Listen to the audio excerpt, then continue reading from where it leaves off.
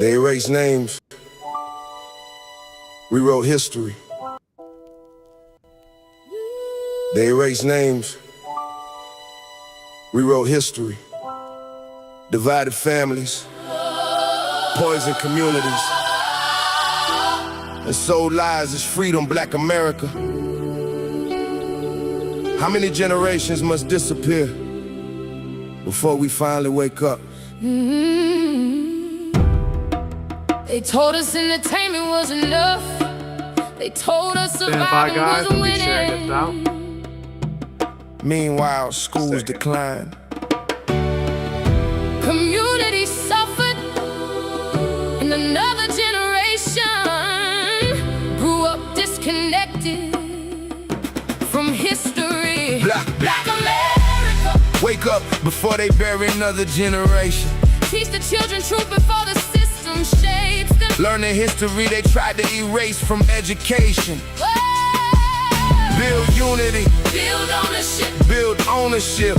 Build stronger foundations. Black America. Wake up before they bury right now, guys. Stand back to another generation. They took Africans from kingdoms and villages, packed them inside slave ships, chained them for months across the Atlantic Ocean. Millions died before even reaching American soil. Families were separated forever. Children were sold away from mothers. Men were beaten for reading books. Women were assaulted without justice. Slave owners built wealth from free labor, while black bodies were treated like property under American law. After slavery ended in 1865, freedom still did not arrive. Equally, Black Americans faced black codes, lynching, segregation, and Jim Crow laws. Schools were separated, neighborhoods were separated, hospitals were separated, voting rights were blocked through intimidation. Literacy tests and violence, entire black towns were burned to the ground, like Tulsa in 1921, where successful black businesses were destroyed by racist mobs. The government created redlining policies that denied black families home loans and wealth building opportunities. Highways were built through black neighborhoods. Factories left cities, and unemployment rose. Drugs flooded communities during the crack epidemic, while prisons expanded across America. Sentences for crack cocaine were far harsher than powder cocaine, even though both were forms of the same drug. Millions of black men disappeared into prisons, while families struggled without fathers and sons. They told us entertainment was enough. They told us surviving was winning. Meanwhile, schools decline. Community suffered, and another generation grew up disconnected from history. Black America. Wake up before they bury another generation. Teach the children truth before the system shapes them. Learn the history they tried to erase from education. Build unity. Build ownership. Build ownership. Build stronger foundations. Black America. Wake up before they bury another generation. The civil rights movement brought change through sacrifice. People marched, protested, and died, demanding equal treatment under the law. Leaders like Martin Luther King Jr., Malcolm X, and many others spoke about education, economics, and self-respect. Yet decades later, many black communities still face underfunded schools, police, violence, poverty, health disparities, and limited access to opportunity. Social media spreads distractions faster than knowledge. Music corporations profit from promoting violence, division, and destruction, while ownership stays in the hands of executives far away from the neighborhoods affected by the messages. Black consumers spend billions every year, yet much of that money leaves the community instead of circulating to create businesses, jobs, and property ownership. History is often shortened inside classrooms. Many students learn little about African civilizations, invented scientists, or economic achievements. Some grow up believing slavery is the beginning of black history, instead of understanding the depth of African cultures before colonization. Without knowledge of history, many young people lose identity, direction, and confidence. Communities cannot survive without fathers present, mothers supported, children educated, and neighbors was united. Political promises alone will not save future generations. Real change requires discipline, financial literacy, education, land, ownership, voting awareness, and community organization. Wake up now, Study the past now, protect the youth now, build the future now. before another generation Disappears into prisons. poverty, violence, and hopelessness. Every generation receives a warning. Yeah, Every generation faces a choice. yeah. Remain divided and See out there. distracted, Go ahead and put your requests or in. rebuild Quiz families it. and Drop your knowledge. requests. And Join the economic live. strength together. Black And America. we'll put you in Future first. depends on what happens now. History already showed the All consequences right, I see you. of silence. Once we're done, go Division and forward, man, and ignorance. get you guys The next generation is watching and waiting for leadership.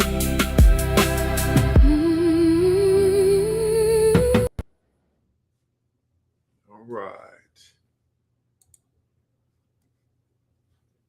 What's going on, guys? My name is Reg, aka U.S. Army Overlord, aka Union Gang.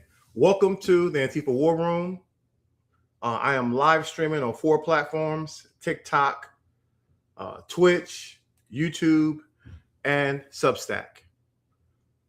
Before we jump into tonight's main event, I want to bring up a guest, or one of my battle buddies, or one of my many battle buddies, but my closest battle buddy right now. His mom has a friend that's dealing with a situation, and I think that we can step up and try to help when we can, because as you know, the government right now is really just making people's lives miserable. Social safety net programs are being cut. Like I said, it may be painful for some of us, but for others people, this is like life or death decisions. People are making choices whether they're going to buy medication or buy food or to get by. So whatever we can do to help, that's what we're going to do. So without any further ado, I have someone in the box. I'm going to let them come up and tell their story. Twizzit Reverend, I believe your name is. Come on up. I got you. Can you hear me? Yes, sir. I can hear you. All right, you are live. Hey, can you go ahead and explain your situation, what's going on? Absolutely. First of all, Rick, it's nice to talk to you. I appreciate the opportunity. Oh, no. So, No worries. My wife has been bedridden and on TPN for the past 3 years and some change. She's a veteran. She was in the Navy back in 79 through 82, I believe. Mm-hmm. And she got out because she had a son. She had the opportunity to adopt her son. And, of course, back in those days, both parents couldn't be working. Exactly. So, you have to make a choice. Right. So anyway, she was about 3.5 years ago, they found out she has a fistula in her stomach that was caused by she had mesh from a hernia surgery, and it got infected. And when it got infected, it never really healed properly. It would start to close up, and then it would open back up in another location. And eventually, what happened was the hernia fused with the wound, and that fused with her intestines, and it created a fistula. So, because that happened, when she eats, everything comes back out unprocessed. Oh, that's terrible. So, yeah. So her body doesn't absorb nutrition when she eats. So because of that, they put her on TPN. She had to wait in the hospital for 5.5 months. In 2023, she was in UNC Chapel Hill Hospital, the big one. And they transferred her over to the VA. And the VA signed off on her TPN. Thank you so much. Hey, Dan, good to see you, my friend. Thank you. Finally, the VA got her transferred over there, and they signed off on her TPN. She was on her TPN through the VA until about February of last year, 2025, when everything started going off in the VA after Trump took over. Yeah, the massive cuts, right? Yep, massive cuts. I felt it too. I lost my primary provider. in the VA who I had for 6.5 years. So it's been a debacle. Well. Yeah, and she did as well. And so last year, she finally got a new doctor, they said the VA could no longer cover your TPN. Well, luckily, she was on Medicaid, so Medicaid took over her TPN. But now they're saying they got a hold of her yesterday. Was it yesterday, Mrs. Twisted? Mrs. Twisted. Mrs. Twisted. Yes. Yeah, okay. It was yesterday. Sorry, she's listening as well. Okay. But yesterday they got a hold of her, Medicare, and got a hold of her, and they told her that they had dropped her full Medicaid down to partial Medicaid. See? So she was no longer qualified for the Medicare Advantage program that she was on. She had to switch to another one. Well, this is bullshit, man. They did that. It is. And when they did that, though, because she said, okay, well, we can switch it to start in September. He said it wasn't going to affect anything, that it wouldn't be no problem. The only problem that would happen is next month her healthy benefits would drop from the $340 down to $225. That was going to hurt, but, at least she was going to keep some coverage.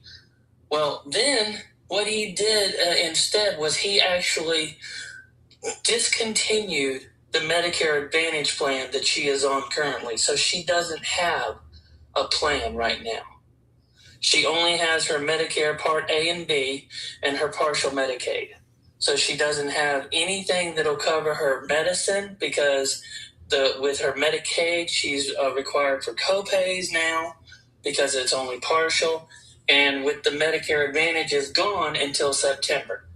They took her healthy benefits money from this month, which was $348 plus a $50 credit that we got for OTC, which is over the counter, because her representative from United just came at the end of last month. So they took basically that $400, and they also said that her new plan is probably not going to cover as much of her Medicare, which means starting next month, she's going to also lose about $200 in her Social Security money, and she's going to lose the $140-ish from her healthy benefits money. It's a damn shame. And yeah. And so, it's been really stressful because it being the beginning of the month, and we hadn't used any of that money yet to get any groceries or anything, and that's what gets us through the month. She still eats because, honestly, she still gets hungry. Even though her body doesn't get a lot of nutrition from it, barely any. She still gets hungry, and she doesn't get a lot of, I guess pleasure would be the right word. I mean, she stays in the bed and she has her phone. So she gets on TikTok. She has her Nintendo Switch that I got her a few years ago, and she has her TV, and that's it. So, she likes to be able to eat because she still gets hungry. And without it, she still gets hunger pains. So, it's just been a bad situation. And now on top of it, there's a couple of the medications that's going to be that she has to get. Luckily, she got all of her medication at the end of the month, except for one thing. So she's going to be okay for her medication until around the 24th, except for the one thing we still have to pay for. And that one thing, if I'm not mistaken, usually runs about $29. So it's been a bad situation. It sucks, man. It definitely sounds horrible, man. And remember, these guys are, while this type of stuff is happening to the average person, motherfuckers are out here stealing billions of dollars and living lavishly and just fucking burning our taxpayer future up. Right. And, you know, and I have such an issue with people that still voted for this, and people that are still in this cult, thinking that everything is great, because it's not great. It's not great for the people that are really suffering. The middle and lower class, yes, are suffering terribly. Yes, are being on the verge of being wiped out with this shit. I can't work because I'm her primary caregiver. Now, we were signed up for the CAPS program, which is a program here in North Carolina that actually will pay you to help take care of your loved one, pay you a little bit of money. But we were signed up for that, and we've been on the waiting list for 3 years. 3 years on the waiting list. I don't, and you know, if bedridden isn't the exactly the top of the top of the party list, right? Exactly. Absolutely, yes, sir. And so we've been on that list, but now we're not on that list anymore because her Medicaid has been cut, and so it's just you know, it's been a really bad situation, and you know, we're just honestly looking to see if there is there's some good people out there that might could help us a little bit, try to get through at least the rest of this month. And, you know, I appreciate the opportunity. You know, I think that you're an amazing man. I love listening to you. I love listening to Jolly. Well, that's my battle buddy. When he told me what's happening, like I said, his mom reached out about it, and I was like, "Hey, listen, guys, I'll bring you on definitely, and share the story out." And like I said, hey, if you guys want to help them out, you guys have like a Cash App or anything? Yeah, it's actually it's in my bio. Okay. And everything. If you can't, believe me, I understand, because times are hard on everybody. You know, there's a lot of people that times are hard on. The only people that times are not hard on are the ones that the billionaires. The ones just breaking the system. Right, the one that's breaking the system right now. You know, clearly what they're doing right now is massive market manipulation. You know, nothing gets the fuck shit gets announced on Friday night, and then it's all fixed by Monday morning. So, yep. You know what I mean? And it's just we have people out here suffering. We got veterans that have been suffering. You lost your primary doctor. I know another dear friend of mine on here. He lost his doctor, and it's just. Type your Cash App inside in the comments. Type it out so people can see it, and then my mods will pin it, and then we take care of it. You guys, if you guys want to hook up in this, if you guys got gifts, give him the gifts too while we're here. So. All right, I typed it in there. Do you guys see it? Not yet. Just make sure you hit enter. It might be a little different trying to type in there while you're in the box, but yeah, I know the controls are a little different. I think you muted yourself or you had an incoming call. But yeah, drop that in there. I muted myself. Okay. Yeah. I do, Katie. I do have a GoFundMe. I do have a GoFundMe that I've had up for a couple of months. I haven't gotten very much traction on that either. Okay. Well, don't worry. We'll see if we can change that. It doesn't like that. Okay, so here we go. We're gonna do it without the dollar. Yeah, just drop it in there. They had know to put the dollar in there. Yeah. The sign in there because I got mine kind of like covering over my head. Yeah, there it is, right there. Can you guys see it this time? I am still not seeing. Moz, do you see it? Twisted Outsider. Twisted Outsider. Twisted. All right. Twisted Outsider is his GoFundMe. Twisted Outsider. Thank you so much for that. So, yeah, we're gonna get into tonight's topic, but first I want to take care of this, a real world situation.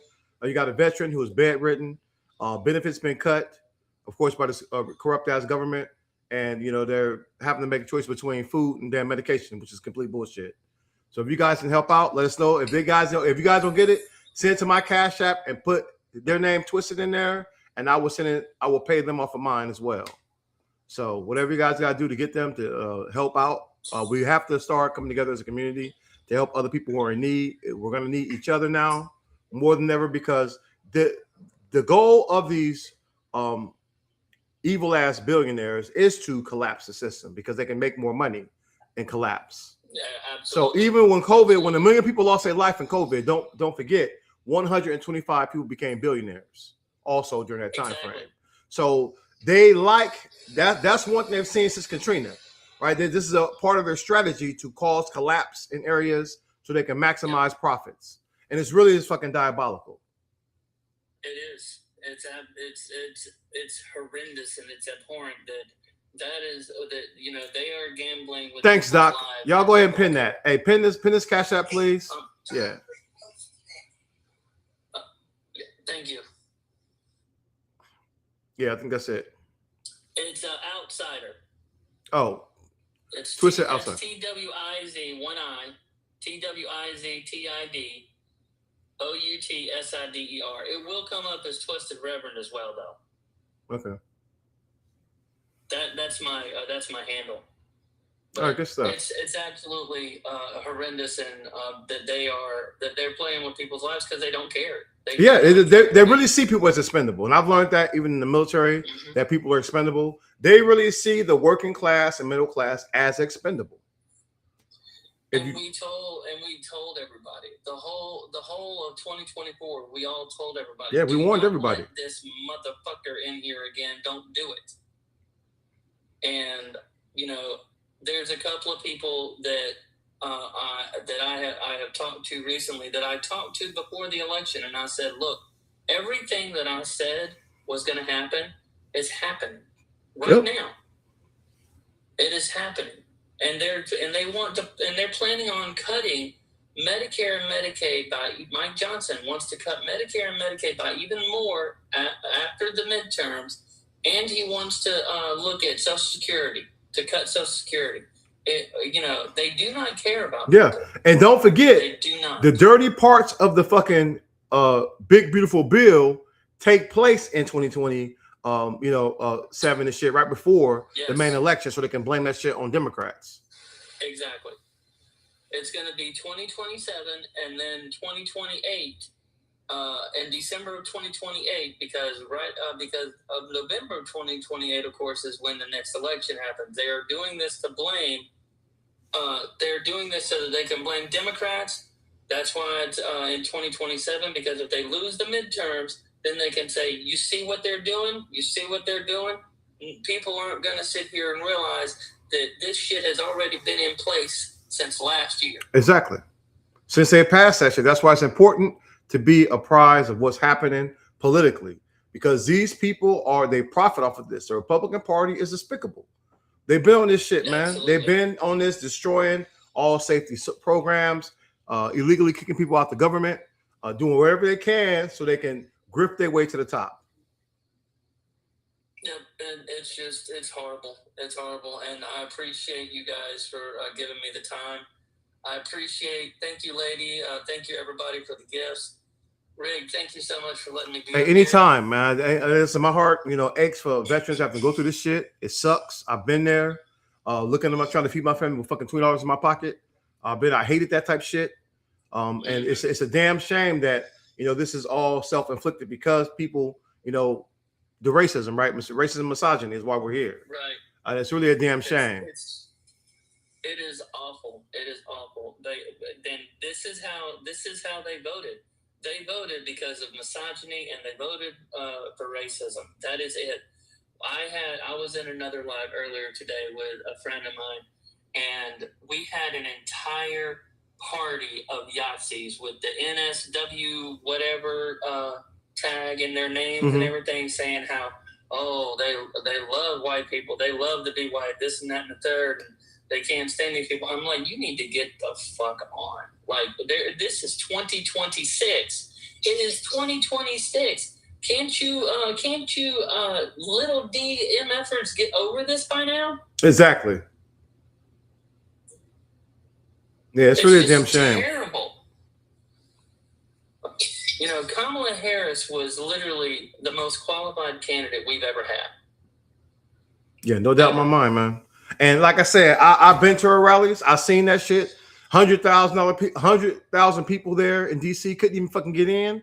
It was thousands and thousands of people in the overflow. There is no fucking way you go ever be able to convince me that demon swept all the damn swing states.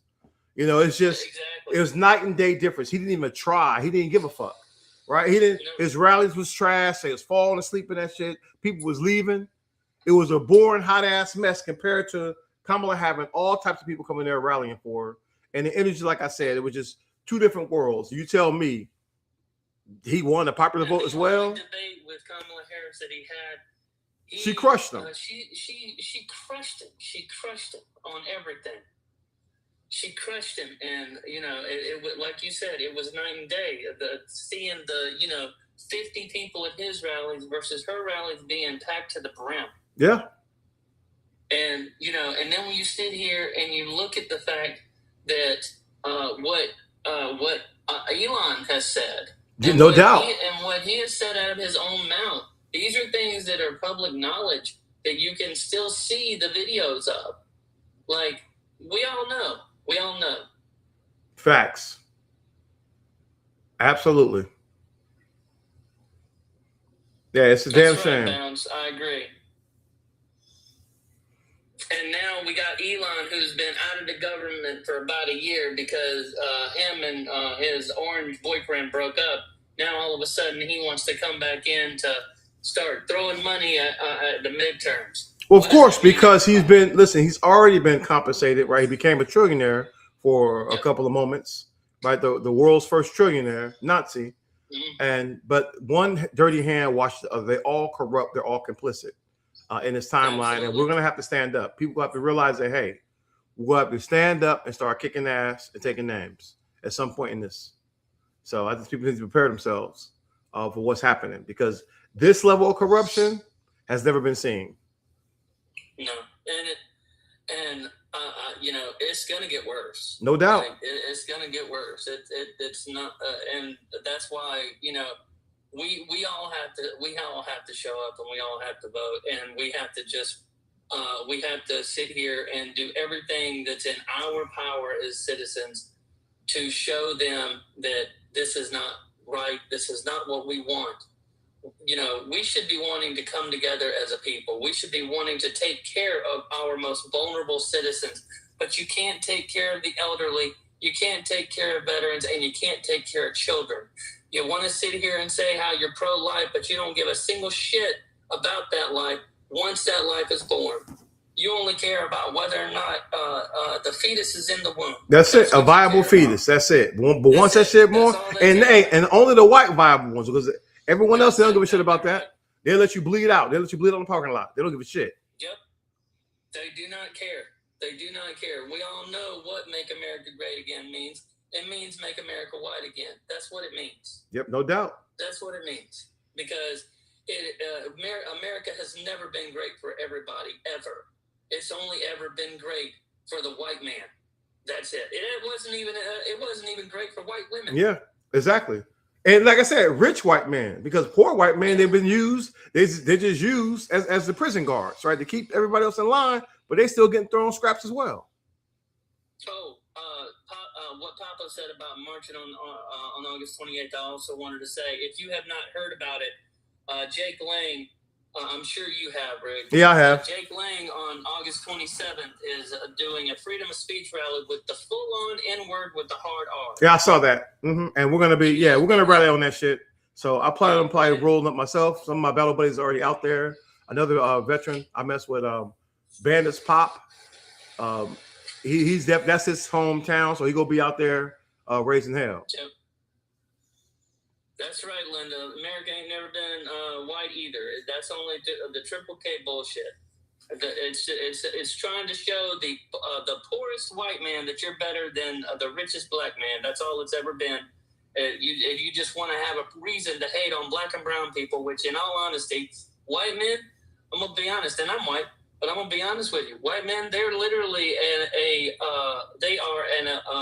what is the word? Endangered species.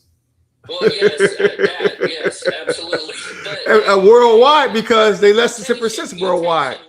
Yeah, okay, there you go. Their mutation is the word I was looking for, because if it wasn't for their body getting used to the less harsher climates of the sun and everything, then they wouldn't have less melanin in their skin.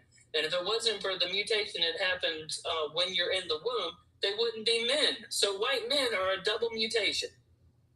And they want to sit here and act like that they are the best. They are the best race. Race is as a social construct. We are all literally the same people, and they want to sit here and hate on you because you have more melanin in your skin.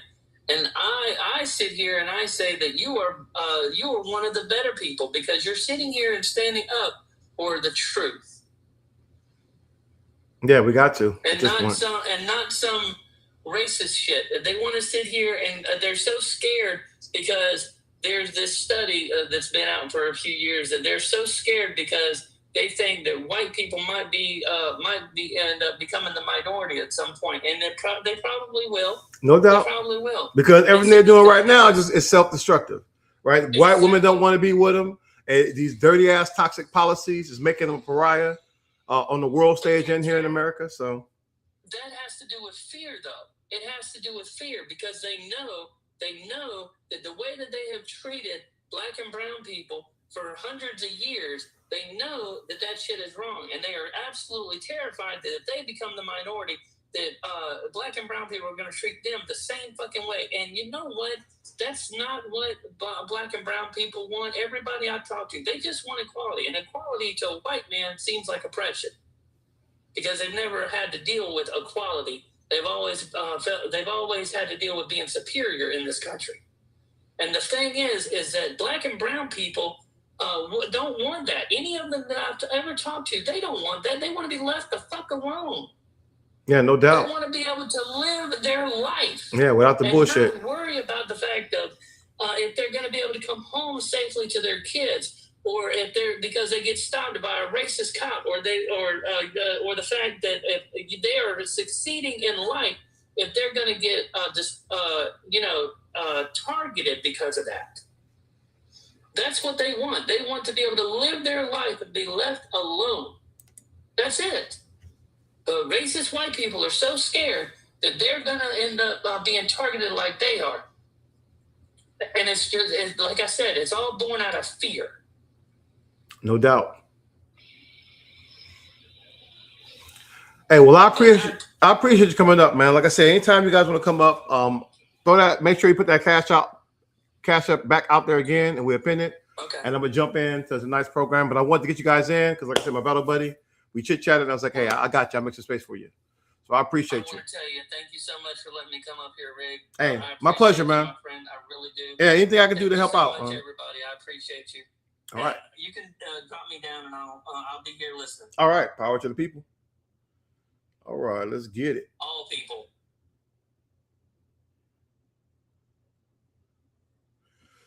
All right, guys, let's jump into it tonight. So tonight we're talking about, obviously, racism, right? How deep does it go?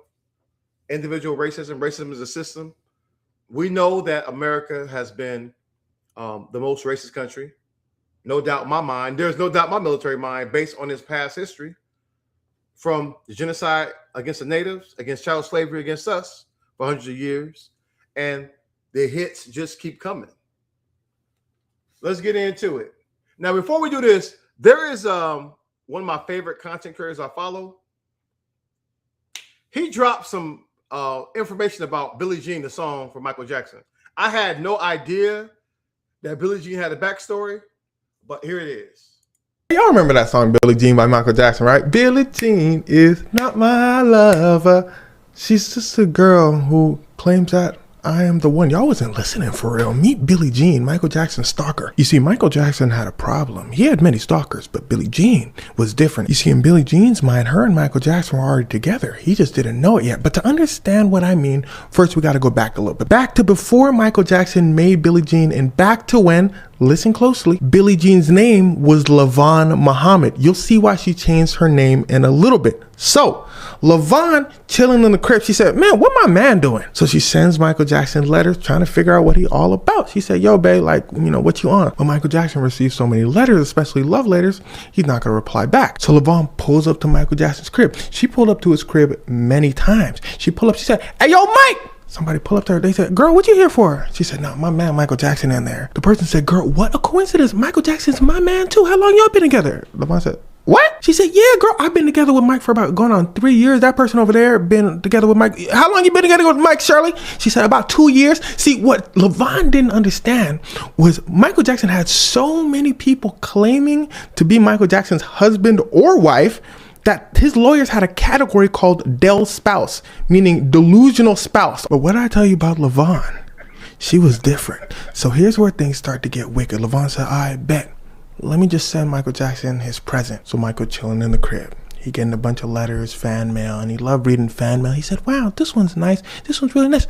Ooh, which one is that? It looks like a present. They say, yeah, Mike, it looks like it's from somebody named LaVon. Go ahead, open it. Michael opens it. He says, Jeepers Creepers. It was a loaded and a letter that said, on this day, yourself. I'm going to myself too. I got your kid with me. Michael's people said, hey, yo, they immediately file a restraining order against LaVon. And this event, as you can imagine, gave Michael Jackson nightmares. Now, this is actually not what made Michael Jackson write the song Billie Jean. Many people tried to find the Billie Jean throughout Michael Jackson's life, but Michael Jackson always explained Billie Jean was not about one person. It's about all the collection of women who throughout Michael Jackson's upbringing went after him and his brothers, saying that, you know, they got his kid and all that. So Michael Jackson did not write that song about LaVon Muhammad. So 2 years later, Michael Jackson's lawyers pull up to him. They said, don't worry, Michael Jackson, that restraining order against LaVon, the person who sent you is still in action. Michael said, who? Boy, I'm trying to make this music and count my paper. Besides, I'm from Gary, Indiana, Playboy. Michael Jackson's voice can get pretty deep. He said, I seen a strap or two. Come on, let's hit the studio, man. So Michael hit the studio. Quincy said, man, look, all these girls after you must be kind of getting to you a little bit. Mike said, you know what, to be honest, it really has. I be calling these girls in my head Billie Jean. Like, she's not my lover. She's just a girl who claims that I'm the one. You know what I mean?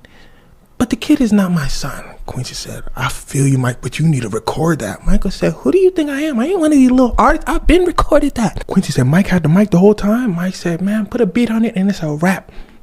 The song Billie Jean was born. And here's where things started to get wickeder. LaVon heard the lyrics and she said, oh, Mike must be talking about me. But he must have just got my name wrong. So I'm going to change my name from LaVon Muhammad to Billie Jean. She begins to go by Billie Jean. She continuously stops by Michael Jackson's house. She even has her kids with her standing outside of Michael Jackson's crib, claiming that the kids were Michael Jackson's kids. She would even build things to Michael Jackson's crib like an $11,000 wedding dress. Michael Jackson's lawyer said, that's enough. And well, look at the picture closely. She's in a jumpsuit. Remember, she had a restraining order against her. So they said, stamp it up. The judge said, come on, girl, come on. She looked at her lawyer. She said, boy, can you believe this? The lawyer said, I know, right, girl? The lawyer looked at the judge and said, she's delusional. She said, oh, you a op? Her lawyer said, girl, this you? Her lawyer plays her a clip of an interview she did where she said, and I quote, no, y'all confusing the song Billie Jean. Michael Jackson said, Billie Jean's not my lover because I'm not his lover, but he's my lover. You see what I'm saying? Boy, get me out of prison. She said, what's your point? Her lawyer said, hey, yo, Your Honor, she needs help. The judge said, yeah, she can get help from prison. She's going to jail. The lawyer said, no, I wouldn't say all that. Your Honor, look at her eyes. She need help for real. The judge said, the jumpsuits are in the back. You can pick them up over there. So she goes to jail. She gets out and keeps going. She continues to claim that Michael Jackson was her husband. Even after Michael Jackson passed, she claimed that one of Michael Jackson's children's blanket was actually her child. She goes to court for it and everything. The case eventually gets dropped. And well, that's it. Sometimes there isn't a happy ending. But as always, RIP to the king of pop. Wild story, guys. Wild story. Right? The darker sides of fame, for sure. One of the reasons why I say is that fame shit is just crazy. It's nuts, man. It's nuts. Imagine changing your name to Billie Jean so you can make the song about you. That is cray-cray. That is cray-cray. But who knew, man? Who knew? Listen, Michael Jackson was the best of us. I stopped watching Fox News the moment sorry ass, what the fuck is that old wrinkled up ass dude? Bill O'Reilly. When he was talking shit about Michael Jackson when he died, that was my very last day ever watching Fox News. So But like I said, Fox, and it only went down from there. Fox got so much worse. When Obama got in office and shit, they really lost their fucking mind, really said the hell with it. But yeah, that's that bullshit. Also, hey, y'all remember Montgomery Brawl? This is what I came down here to see. This is who I came to see. Yes, this is who I came to see. This is Black history right here. He tossed that hat one time. Just like that. Good shit, man. Good shit. So, hey, she went down there and saw the Montgomery Brawl captain. I just saw a whole fucking another angle of them ass whoopers getting handed out. I'm gonna drop a video maybe tomorrow. I think I just saw that shit before I went live. I didn't have time to mix it up, but that shit was funny as hell. Now I started to get on my damn algorithm. I was like, hell yeah, let me go see what's cracking, man. Yeah, hey, happy third chair anniversary. Hell yeah. But that's the energy we need to be on. We all need to be on that Montgomery Brawl energy. Straight up. Hey, and speaking of not fucking with Trump. I will let my tongue dissolve in a man's asshole like cotton candy after eating 5 Doritos, Locos Tacos, and a Mexican pizza from a shady Taco Bell on a sketchy side of town with a health score of 30, and he catch a stomach bug and we have to make an emergency stop at Buc-ee's where he shits in a bush and has to use a tiny leaf to wipe his ass before I let y'all believe that I fuck with Donald Trump. Straight up, man. Anybody fuck with Trump, man? It's been forever fuck Trump. It's been forever fuck Trump. Ain't no self-respecting black person fucking with Trump. Period. Hey, I gave her an immediate follow after that damn video. After I was laughing my ass off. Immediate follow. That's the fastest way to get a follow from me. I saw that. I was like, hell yeah. Say less. Say less. Because buck dancers, we already know what happened to them, right? Tokens get spent. Ain't that right, Amir? I know what God has in store for me. I fell short last night. I make no excuse. It was a tough race. But over the last year, I've had some incredible dealings with people across the entire district. I've learned the issues that we are going through and are facing, and it's just strengthened my resolve. I always speak about conservative values, and the biggest conservative value is we don't make excuses. We see an obstacle and we figure out a way to overcome it. And this is no different. I know what God has in store for me. Well. What did we learn, Amir? That tokens get spent? It must be really humiliating that you got your ass kicked by a old white man who drops out the race, bro. What did you learn? Not even a Trump endorsement could help you in that election. Because here's the facts, Amir. There is no place in the GOP for a black man. Take as long as you need with that. The fact your name alone is already working against you. Who the fuck you think these racist white people go vote for? Amir Hassan or Tom Smith.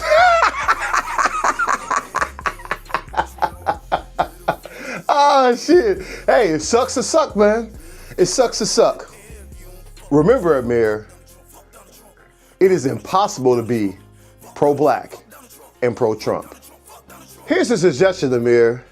Next time, try changing your name to Lil Toby. I'm sure that'll help you in your next election. He got that nigga wake-up call. And remember, boys and girls, the only good Nazi is a dead Nazi. And whether it takes so much as 10 years, we must be absolutely relentless in our fight against the white delusion of white supremacy. Hey, fuck Trump today, fuck Trump tomorrow, and fuck Trump forever. Fuck Donald Trump. Fuck Donald Trump. Fuck Donald Trump. Fuck Donald Trump. Fuck Donald Trump. Fuck Trump. Trump. Yeah, man. No self-respecting black person is going to be messing around with this nonsense. It is crazy as fuck to think that if you've seen one buck dancer, you've seen them all. It's all the same shit, guys. No matter how they come at you, no matter where they at, no matter what state they in, to be acceptable in the Republican Party as a black man or woman, you have to be a complete sellout, a complete ass kisser for white supremacy. You have to be a token coon to be used and abused and thrown away. Period. That's what it is. That is exactly what that is. All that shit is out here. It's a damn shame. That's what it takes, though. And they get thrown away. Look at how many of them all got pushed out of Congress. They did all that ass kissing, all that shoe shining, all that boot licking, and they still got pushed out. And they're sitting there like, yes, sir, master, yes, sir, it's okay. We don't have that. They're not going to have us in Congress anymore. That shit it's been played out. It's been played out, man. While you out there begging for crumbs for the Confederate table, ain't no fucking way, man. No self-respecting black person will ever support Trump, ever. It's just not going to happen, man. Like I said, only coons and jigaboos is fucking with Trump. No self-respecting black person that's any type of woke will deal with any of that nonsense.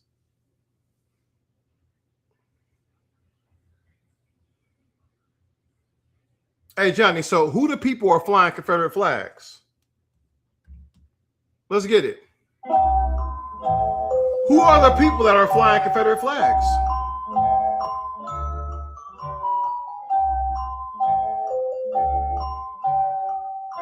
Who are the people that are flying the Confederate flags?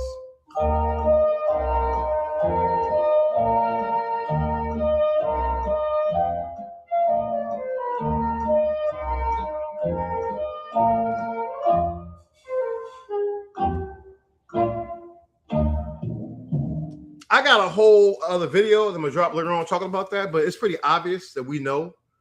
Even if you don't believe in the party switch, you can see who rocks the Confederate flag today, who rocks with the Confederacy, who is calling themselves Nazis on Fox fake ass news. So saying, "What's up, my Nazi?"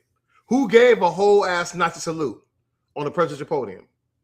So you cannot play in our faces. We know. Black people been knowing. Our survival depended on knowing who was racist and who wasn't. So we've been knowing. You can lie to yourselves. You'll never be able to lie to us about what America is and how racist the country is and how deep the racism goes. But let's talk about it, man. Because we got a lady who worked here. She worked for Blue Angels doing alterations on their suits for damn near 50 years. Damn near 50 years she worked. And this is how they did her. I would have never, ever thought that Mind Blues would treat me like this. Not in a million years. For 43 years, Candy Whitehurst and the tailors at the sewing box on North Navy Boulevard have made the Blue Angels iconic ceremonial flight suits. Sewing, cutting, measuring, and stitching each blue and yellow ensemble to perfection. How many Blues uniforms do you think you've made over the years? So it's so many, I can't even really tell you. Thousands? Yes, thousands. According to this document on SAM.gov, the government's official website where federal agencies post contract opportunities, the U.S. Navy has awarded a new contract worth up to $1.69 million over 5 years to Aquila International LLC in Virginia. Never have they did that for me, ever.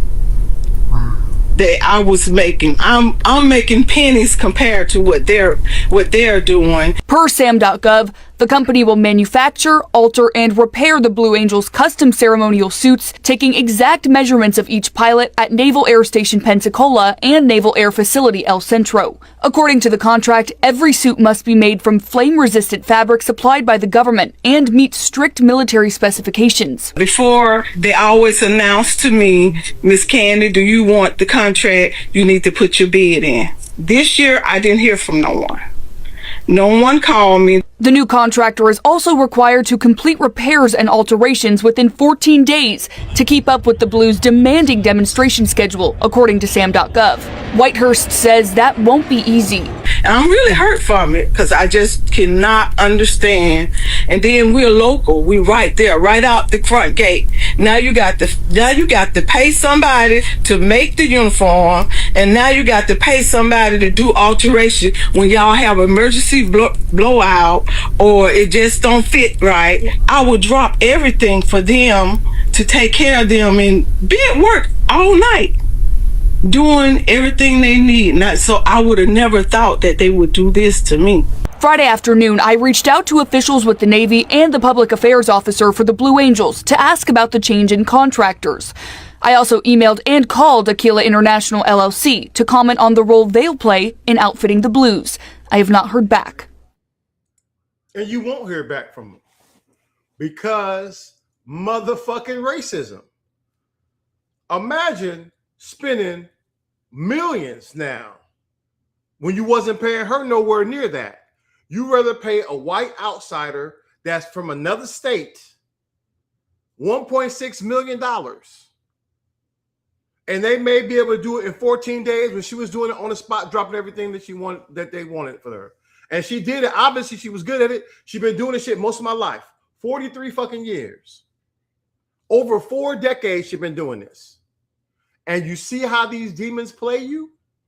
It was never about doing something the right way. It was never about being the most qualified. I suspect fucking money laundering. I suspect somebody in the Trump organization got that fucking contract. Every contract needs to be looked at with motherfucking microscope. When this corrupt ass regime is gone, every motherfucking contract needs to be reviewed with a fine-tooth comb and lock motherfuckers up who've been breaking the law. Because that don't even make no sense. Right? I got a finance background. None of that shit makes sense. Why would you spend more money for a different contract when you already have something? Why would you leave your state and leave a small business which the government has incentives for small business owners? You would leave all of that to pay more money and work out of state when you have somebody right outside your base? None of that shit makes sense. Especially the fact that you're spending more money. So once again, it comes back to what? Racism and misogyny. Racism and misogyny. You can't fucking tell me they wasn't happy with her work. They let her do this shit for 43 years. That's a fucking retirement, bro. And you think they gave her anywhere near $1 million? If they paid that for 5 years, then what the fuck she supposed to be getting for 43? Do you see how they do dirt?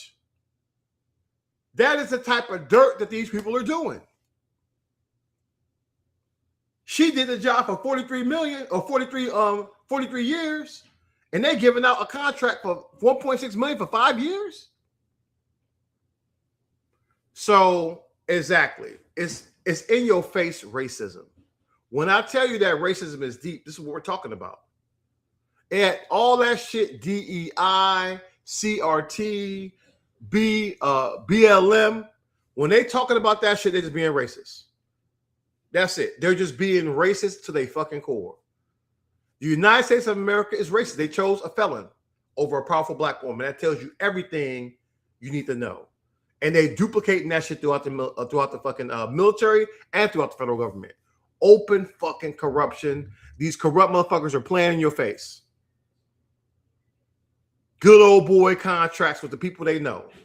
I bet my fucking beret that somebody in the Trump administration got a piece of that deal. They got a piece of that deal and they money laundering. Fuck out of here, man. Because it makes no sense to pay millions for when you had a contract that's being done for way less than that. So we know, man. We've been knowing. And they still lynching black people in these dirty ass southern states. Let's get into that shit. Another lynching here in Mississippi.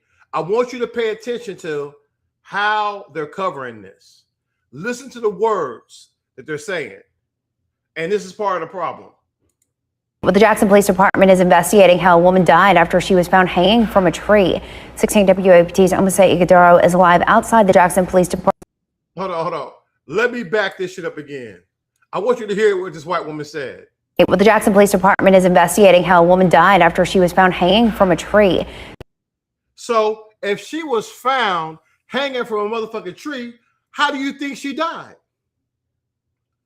How do you think this woman died if she was found hanging from a tree? We call that lynching. That's what black people call it. They call that shit lynching.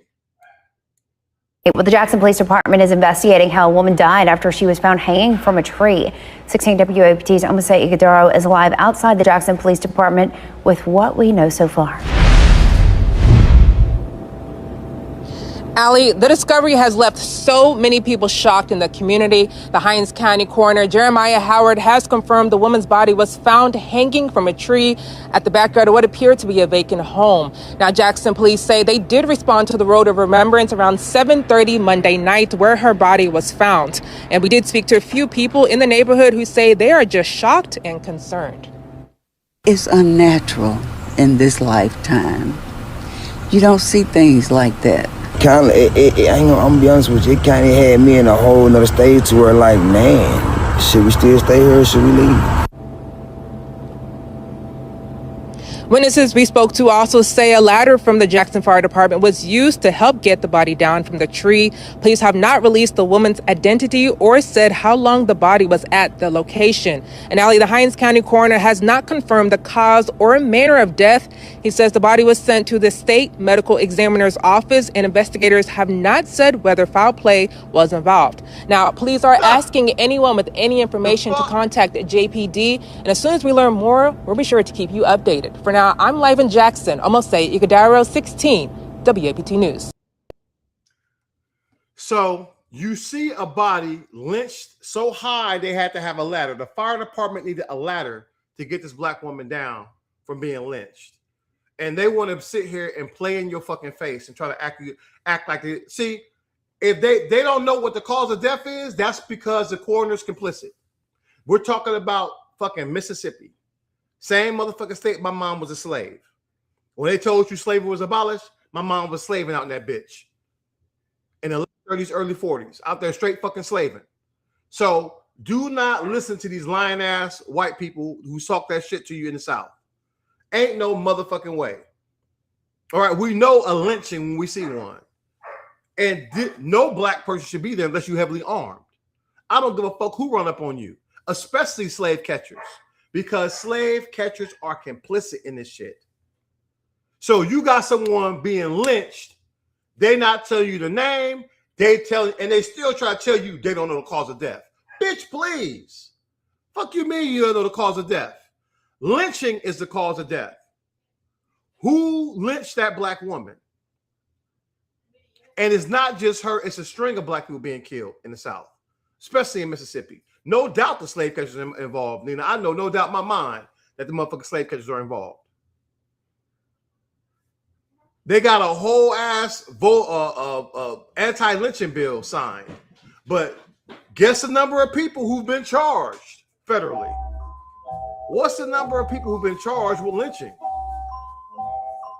In the history of the United States, 250 years.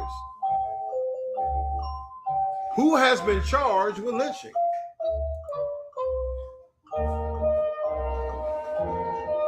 You guessed it, boys and girls. Fucking nobody. Not one person. Nobody has been charged.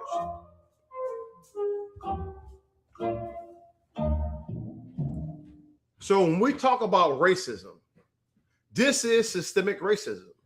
This is a free pass to kill black people in the South. To kill with impunity. Shoot up the fucking UPS driver. Hey, acquitted. Hung jury, acquitted. Taking people out and bodies go missing. The only black guy at an event, they gone now. Smoked.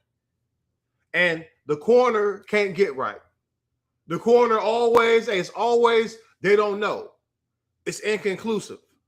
But you find a motherfucker strung up in a tree and you still in real time, oh, we don't know what the cause of death is, but we found this lady hanging from a tree.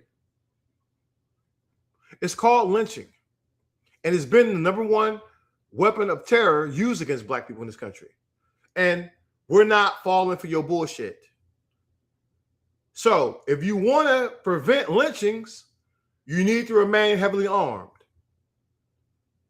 Copious amounts of 5.56, 7.62, 12 gauge, all of those things will keep you from being lynched.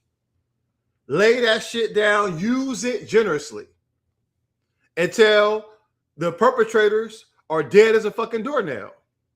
And you don't have to worry about being lynched in 2026. The right to self-defense is never denied. I don't give a fuck where you at, what law, whatever they tell you, whatever these demons tell you. If somebody's coming to mean you harm, and more than likely they're going to be wearing a uniform, you got to make your decision of how you want to go out. Me, I choose to go out with I choose to go out taking plenty of motherfuckers with me if my time is up. I'll be damned if I get lynched. Right? You got about as good a chance as me getting lynched as a fucking shark eating me in my own home. I'm not a victim of shark attacks. I don't fucking go where sharks are at. Ain't no bears, ain't no wild animals getting my ass and let them motherfuckers know how to pick a lock, get in here and survive thousands of rounds coming at them. And for the same reason I don't get attacked by wild animals, I'm not getting fucking lynched by no demons.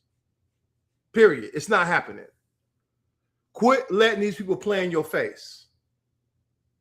They've literally had lynching Olympics in this country, and it's still going on. This is why you must abolish the police. It cannot be reformed. You cannot be reformed in here. Period. It is what it is.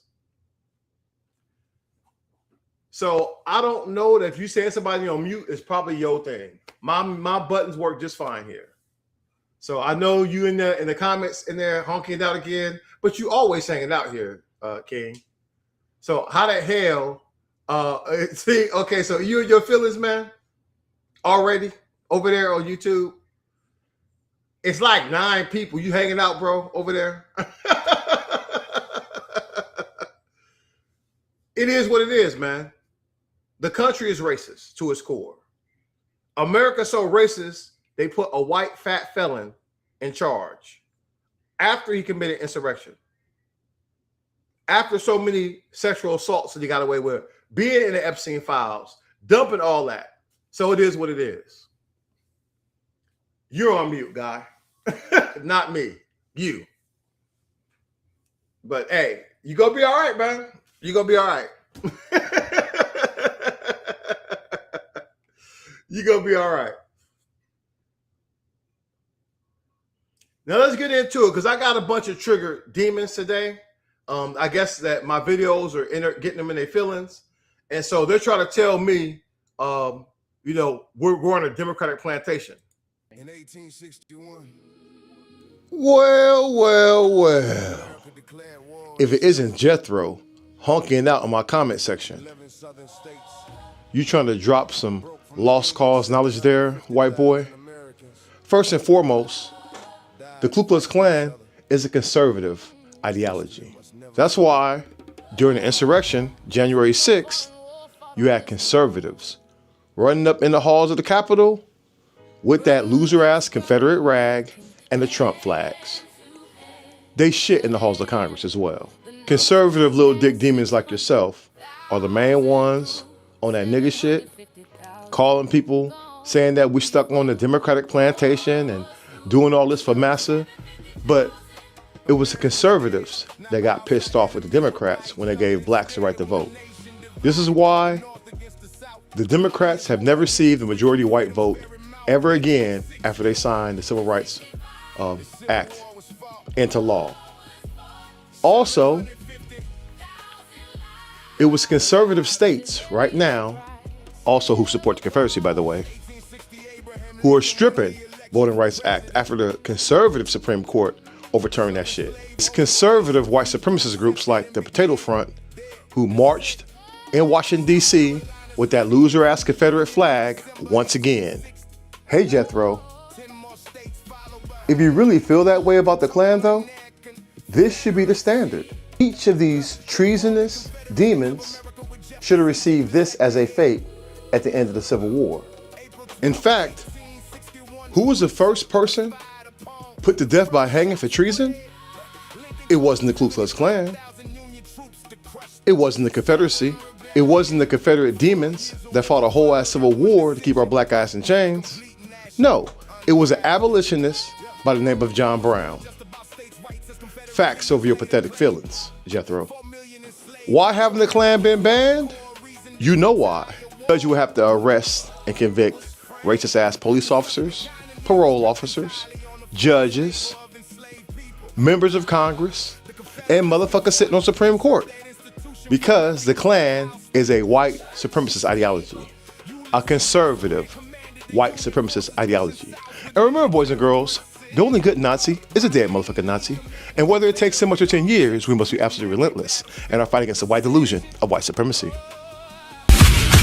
Your government is run by pedophiles. They ordered you to die for Israel. They ordered you to die for Israel. They lied to you. Can you hear me now? Right? Can you hear me now? So, hey, some guy over there said, I love to see you on the battlefield. Listen, I built a battlefield. Fuck you talking about? I didn't see you here, right? You would love to see me on the battlefield? Bitch, I did all that. Been there, done that. Got the t-shirt. You don't see the fucking coins up behind me? You don't see the fucking folded flags? Shit. Been there, done that. Got whole ass viral videos out that bitch. I didn't see you here. So it's what it is, man. It's what it is. They really be their damn feelings, man. Well, listen, man. Hey, if you got extra drunk to come here, that means you got a drinking problem, guy. Don't blame your fucking hang up. See, one thing that white men love doing is blaming Negroes for their fuck ups. If you getting drunk, motherfucker, on a Thursday night to come sit in the fucking chat to hear about white supremacy, then you got a drinking problem there, guy. You got a fucking drinking problem. Like a lot of y'all, a lot of white men in this country have a problem. You have a problem, you're hardcore drug addicts. That's why y'all keeping the cartels busy. Y'all doing more shit than damn coked out Don Jr. But you wanna project that shit over to me. I don't do drugs at all. Period. I didn't need Nancy Reagan just saying no. I saw what that shit did to the inner city. I saw what that shit did. I wasn't messing with that shit. And it was something else they could use to get your ass in there. No, you're not my number one supporter, man. You just hanging out, dude. Supporters spend cash, bro. Right? If my number one supporters fund me. They hit me on my Cash App. They hit me on my motherfucking you just a spectator, right? The guy who show up a freeloader. That's who you are, bro. You're a freeloader. You coming in here sitting around and shit trying to get you a plate. Showed up, didn't pay for no food. They're trying to pack you a fucking plate up and get up out of here, bro. So my supporters support me. All right, that's what they do. Yeah, I tell you, man, these guys are just it's the entitlement for me. And here's the thing is funny as fuck. I thought I was muted, bro. You having a whole ass conversation. So if I'm muted, who the hell are you talking to over there? Right? And you going back, who are we going back and forth with if I'm muted? See, demons love to lie. Right? Like, I don't know. You know, see, even my dog get agitated, man. I tell you, hey, matter of fact, hey, if I show her this right here, she'll straight crash out. She'll crash out if you see this. Right? That's it. She will crash the fuck out when she see this. Rightfully so, though. Rightfully so. Because who can actually put that damn demon back in charge of something? The worst, right? The worst. The worst president in history. By far. By far, man. And they still acting like this guy is good for something. What is he good for? Wrecking economies? Spreading racism? Bringing back fucking old-ass diseases that we beat? These bitches gonna bring back polio at the rate they're going. Anti-vaccine fucking spread necks running around. Anti-science. What a absolute shit show. And that's what we have to deal with in the country. But strong people go rise to the occasion, especially powerful black women. And here's a message for another powerful black woman I love following. Power to the people. Black power has always scared them. So they lie about their diabolical past and gaslight us every day, saying that we make everything about race when they are the ones who made up race, but then put their race at the top of the food chain and us at the bottom, which made our whole lives about the oppression that comes with race. This is one of my favorite books, and it's called Black Power. In 1967, two men sat down to name something that America refused to look at directly. Stokely Carmichael, who would later change his name to Kwame Ture, and Charles Hamilton. The first thing they tackled in the book is the difference between individual racism and institutional racism. A white man refusing to sit next to a black man on a bus. That's individual, visible, and easy to condemn. But when a bank generation after generation refuses to loan to black neighborhoods, when a school system without a single racial slur ever spoken funnels black children into underfunded classrooms, that is racism with no face to point to. Carmichael and Hamilton insisted this hidden structural racism was the more dangerous kind, precisely because it could hide behind the appearance of fairness. They described Black America's relationship to the rest of the country almost like a colony to an empire, a community whose labor, whose neighborhoods, whose votes were used and managed by outside interests without the community itself ever holding the power to decide its own future. And their answer to that condition was not to wait patiently for goodwill. It was for black people to organize independent political and economic power, the same way the Irish, Italian, Asian, and Jewish communities had built ethnic blocs to gain leverage in American politics. They also make it clear that our unity must come first, coalition second.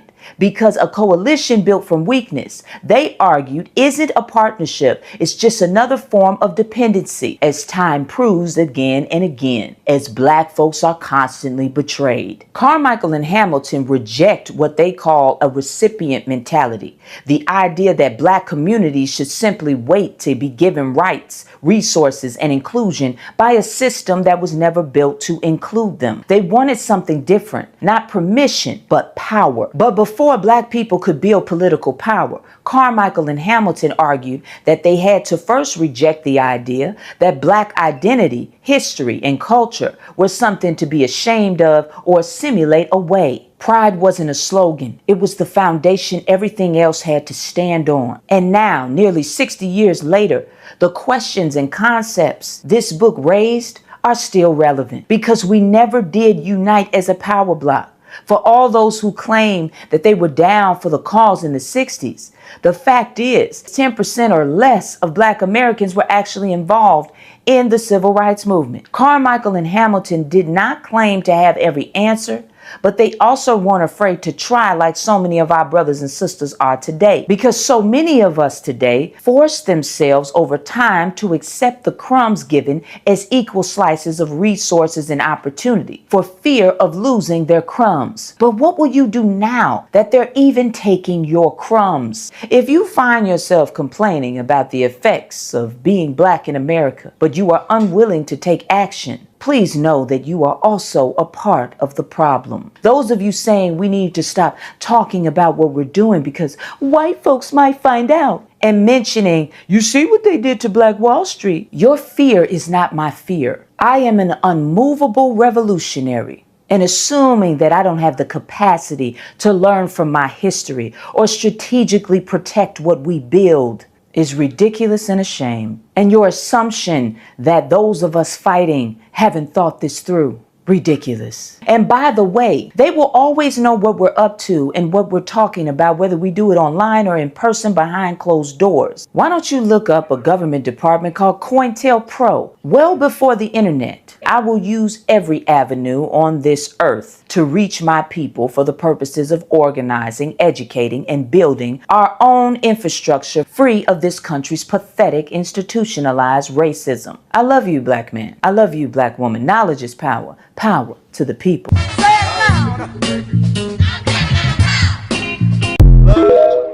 Love her, man. Love her work. Love the work she does. And that's facts. No matter where you are, guys, this is how you got to get it. This is how we got to move. They have declared war on us. Project 2025 is an open attack on Black women, trying to bring down the Black community. Yes, she is Melanie Angel. She also goes by, I believe, the Black Power Collective. I will show that video again if you guys need me to. We drop her link out there, but I follow her for years. She's out of Chicago, I believe. So, yeah. She probably see somebody outside. She's about to crash out. I can't be mad about it because, you know, that's how we train them. If she's seeing something, she's going to get it. All right, hold on. I'm going to go let her feast. We'll release the hounds. All right, go on then.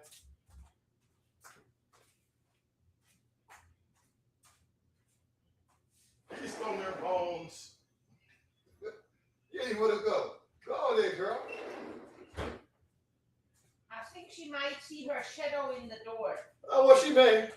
Because this light might be doing it. She's doing a little something, but she's going to be out there until I wrap this up here in a couple more minutes. All right, I'm back, guys. Got to keep these pit bulls ready, right? So I have them out here doing it. So while you over there crying, my man over here crying in the section, listen, first of all, understand 750,000 people died in the Civil War. At no point did white people fight to save us. White people fought to hold on to power. Straight up. That's the truth of what happened. And there is not one thing that Black people were given ever in this country without bloodshed. Black people were not given a goddamn thing. We fought for everything that we got. Still fighting for it. At no point during all this chattel slavery, all the raping of Black women, all the raping plantations you guys had, at no point that you sit down with white Jim Crow Jesus and say, you know what? I think we've done enough fucking dirt to these people. Let's free them and try to be more equitable. That shit never came to your mind. And to this day, y'all still on that shit. Right? Y'all still be on that bullshit.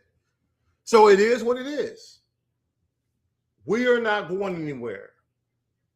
Understand, no matter what you do with Trump and this bullshit you got going in office, you will get hit with the biggest Uno fucking reverse card in history. Period. It is what it is.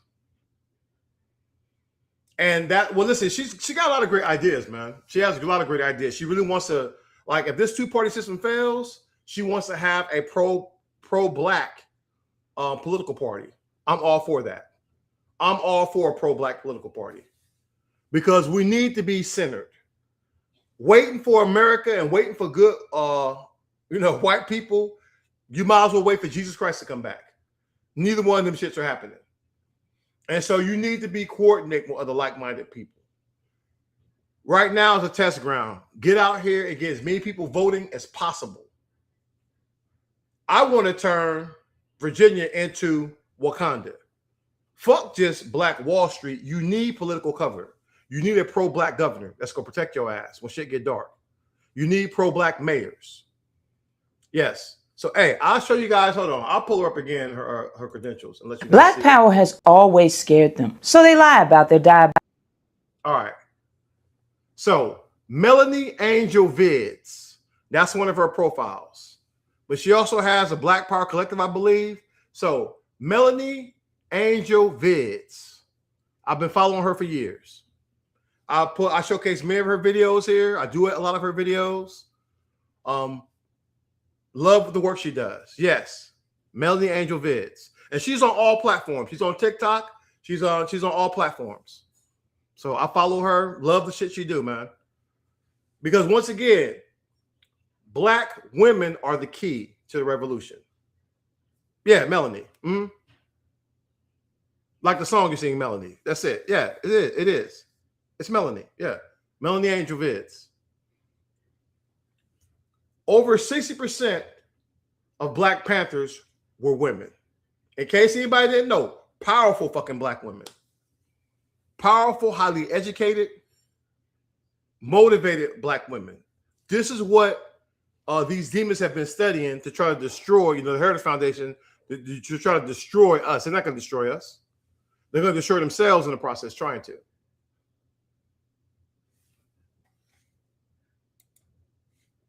So yeah, this is it. We're going to continue. Like tomorrow, we're going to have people come up, guys, and we have a lot more lively discussion. But I really want to drop some information out tonight. I want to help out the other gentlemen and other vet. Yeah. Well, guys, not that you were just late. Chaka Khan, yes. Chaka Khan was also a Black Panther. You guys didn't know. Probably one of the most famous Black Panthers on earth. Right? She only left Black Panthers to start off her singing career. She used to help Fred Hampton with the food program, with the breakfast program that was later picked up by the government. Right? After they assassinated Fred Hampton, they took the better parts of that and tried to do this. Just so you guys know. So we are powerful, man. We are a powerful people. We survived the fucking Middle Passage. We survived the Civil War. We survived the failed Reconstruction, Jim Crow laws, and redlining, the Red Summer, attacks against, Black communities, Black Wall Street, Seneca Village, Oscarville, the war on fucking drugs. And we will survive MAGA too. We will survive MAGA as well. Period. We will outlast these demons. Well, all this shit you see right now is really the last dying motherfucking gasp for white supremacy. The myth of white supremacy, these demons are taken into the grave like Ashley Babbitt and Charlie Kirk. We will outmaneuver these demons. Period. We will outmaneuver them. All this shit they're doing right now, if Trump, the best white America has to offer, you deserve to fail. If these brain dead ass Republicans with no fucking integrity, if that's the best they got to offer, that's it for them.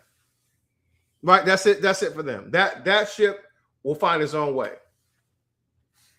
As always, guys, stay strong in the fight. And remember, whether it takes 10 months or 10 years, we must be absolutely relentless in our fight against the white delusion of white supremacy. 1713. On the ship Henrietta Marie, chained Africans crossed the Atlantic with no room to stand. Many died before land appeared. Their bodies were thrown into the ocean behind the ship. The ocean saw. Listen to this closely. This happened to your bloodline. This was planned for profit. Your ancestors still survived it. The water remembers your ancestors' names. Millions crossed the Atlantic in chains. Many never touched land alive. You are here because they refuse to die quietly. Yeah. From the 1500s to the 1800s, European ships crossed West Africa, Portugal, Britain, Spain, France, and the Netherlands built this trade. They bought and kidnapped African people for labor in the Americas. Historians estimate that 10 to 12 million Africans survived the crossing. Millions more died before reaching shore. People were taken from Angola, Senegal, Ghana, Nigeria, and Congo. Many were marched hundreds of miles to slave ports and chains. At ports like Elmina, Castle, and Bonny, families were separated forever. The crossing became known as the Middle Passage. Ships packed human beings below deck like cargo. Some ships held more than 400 people at once. The British ship Brooks became famous for how tightly people were packed. Men, women, and children were chained together for weeks or months. Many could not sit upright. Disease spread fast in the heat below deck. Dysentery, fever, dehydration, and starvation killed thousands. Women were sexually abused by crew members during the voyage. Some captive jumped into the ocean rather than live in slavery in 1781. The crew of the slave ship zoned through more than 130 Africans into the sea for insurance money. The owners went to court demanding payment for the murdered people. Olaudah Equiana wrote about the smell, the chains, and the screaming in his 1789 book. Your ancestors Lived through organized torture, created for money. Do not look away from this history. They counted black bodies as cargo. But your ancestors kept fighting. The water remembers your ancestors' names. Millions crossed the Atlantic in chains. Many never touched land alive. You are here because they refused to die quietly. Yeah. The Middle Passage helped build the economies of Europe and America. Sugar plantations in the Caribbean depended on enslaved labor. Cotton plantations in the American South depended on enslaved labor. Banks, shipping companies, and insurance firms made fortunes from slavery.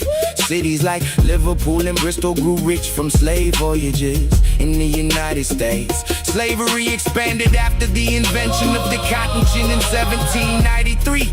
By 1860, nearly 4 million enslaved black people lived in America. Congress banned the importation of enslaved Africans in 1808. But slavery continued inside the country. Children were still sold away from parents at auctions. Black families were still whipped, branded, and controlled by force.